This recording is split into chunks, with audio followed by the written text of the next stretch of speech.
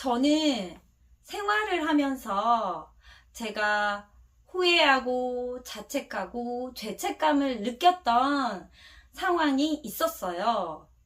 그 상황은 주 5일 지속됐었거든요. 그 상황은 대체 어떤 상황이었을까요?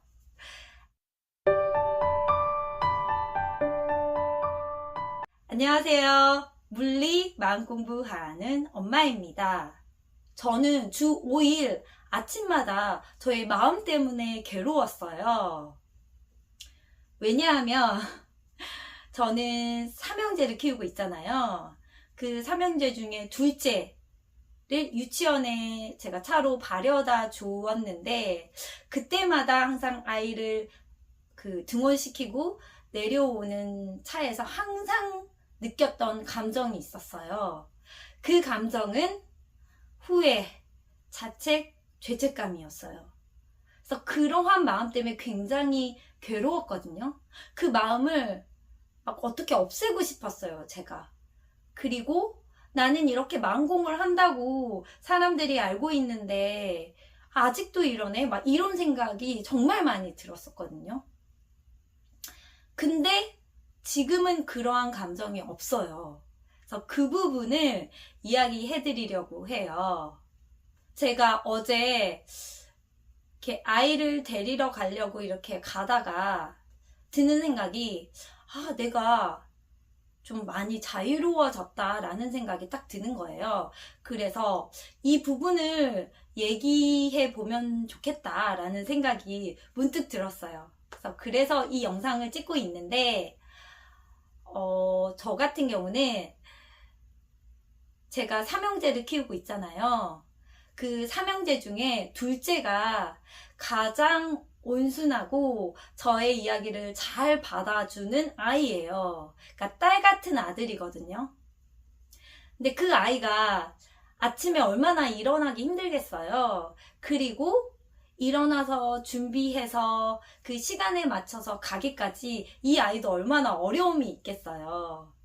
근데 저는 항상 이 아이한테 빨리 해야 돼. 막 빨리 하면서 막 이렇게 굉장히 서두르게 이렇게 얘기를 하면서 항상 아이한테 그러니까 죄책감을 많이 심어줬던 것 같아요. 그러니까 너 때문에 막 이렇게 얘기를 많이 했었거든요. 그러면 아이가 항상 엄마 미안해요 이렇게 얘기를 했어요. 물론 항상은 아니죠. 어쩔 때는 그 아이도 화를 내죠. 근데 어쨌든 저는 그 아이의 마음보다 제 마음이 더 우선이었어요. 그러니까 시간 내에 가야 돼 이런 생각과 그 시간 내에 가지 못하면 선생님이 화낼까봐 걱정스러운 그런 생각들이 뭉게 이렇게 일면서 아이를 굉장히 다그치면서 감정적으로 아이를 대했거든요. 그리고 나서 아이를 등원시키고 이렇게 내려오면은 그 엄청난 후회와 자책감 그리고 죄책감이 드는 거예요. 그러니까 이 아이가 얼마나 유치원에서 힘들겠어요. 그건 저만의 생각이겠지만. 그래서 내가 또 아이한테 안 좋은 말을 많이 했구나 라는 생각을 진짜 많이 했거든요. 그래서 제 마음이 굉장히 불편했었어요. 근데 지금은 그렇지 않거든요. 지금은 어떤지 말씀을 드릴게요. 지금도 똑같이 시간 안에 해야 된다는 말을 아이에게 해요. 그러니까 왜냐면 저희 아이는 그 텔레비전을 보면서 밥을 먹거든요. 그 텔레비전은 이 아이를 깨우기 위한 도구예요. 자, 엄마 까투리 한다. 와서 봐라. 막 이러면 아이가 겨우 일어나거든요. 그러면 이제 그걸 틀어놓고 있으면 아이는 밥을 먹지를 않아요. 그러니까 왜냐면 거기에 이제 정신이 쏠려 있으니까. 그러면 냠냠냠 하세요. 뭐 하세요? 뭐 하세요? 이렇게 얘기를 해요. 근데 저는 더 바빠졌어요. 왜냐면 막내가 있거든요. 막내는 정말 그 숨은 변수예요. 알 수 없는 숨은 변수. 왜냐면 어리기 때문에 어떤 행동을 할지 제가 예측이 불가능한 아이죠. 네. 어쨌든 저는 그 둘째를 먹이고 막내도 먹이고 하면서 빨리 해야 돼, 시간 내에 가야 돼 이런 말을 그 전과 똑같이 해요. 그리고 진짜 여느 엄마들과 비슷하게 행동을 하거든요. 근데 제 마음이 편해졌어요. 왜냐하면 이게 어떤 세상인지 알기 때문에 그러는 것 같아요. 그러니까 제가 이 영상을 찍으려고 제가 생각을 해봤거든요. 나는 왜 이렇게 편안해졌지? 라고 생각을 해봤더니 제가 생각해 봤을 때 빨리 해야 돼 라고 생각을 하지만 그 빨리 하지 않은 게 이 아이의 탓이 아님이 너무 극명하게 보여지는 거죠.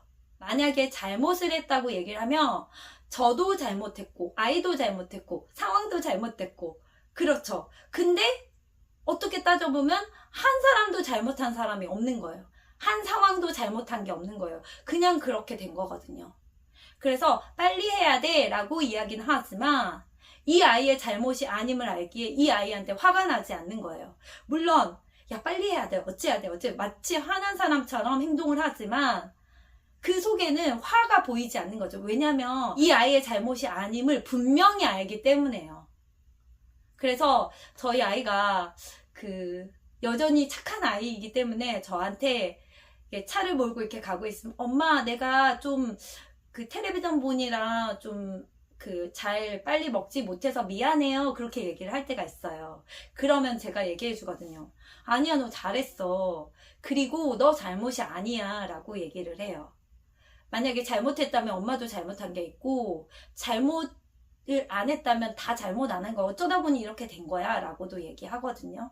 그래서 이 아이가 좀 마음이 편해져서 유치원에 갔으면 하는 바람이 잘 이루어지더라고요. 제 마음이 가벼우니까. 그러니까 아이가 생각할 때는 아이가 예민하다면 이 엄마가 조금 착해졌구나 라는 그 정도의 차이만 있지 비슷하게 시간 내에 준비해서 유치원에 가야 돼 라는 말을 똑같이 얘기하고 있지만 제 마음 안에 그러니까 이 아이에 대한 그런 미움, 화 이런 게 없더라고요.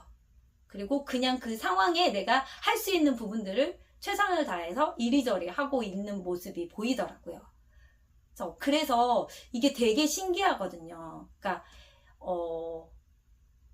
제가 느끼기엔 이게 한 번에 이런 것들이 없어졌다는 생각을 하긴 하지만 사실은 수많은 저의 고민들과 그런 괴로움들이 있었기에 이런 자유로움을 얻게 되었던 것 같아요. 물론 그런 마음은 있어. 빨리 해야 되는데 이런 마음들은 있어요. 근데 거기서 더 나아가는 마음이 없어요. 그래서 여러분은 아이들을 깨워서 학교를 보내시거나 아니면 등원을 시키거나 그러실 때 어떤 마음인지 모르겠어요. 근데 저는 그러한 마음이에요. 그리고 제가 이 말씀을 드리는 이유는 마음 공부는 저 멀리 있는 세상을 얘기하는 게 아니거든요.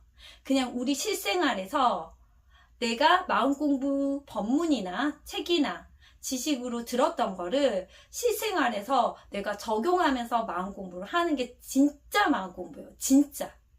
그래서 저는 이렇게 생활을 하고 있거든요. 그래서 여러분도 이 부분을 참고하셔서 아이들을 대하셨으면 좋겠습니다. 네, 제가 드리고 싶은 말은 여기까지입니다. 시청해 주셔서 감사합니다.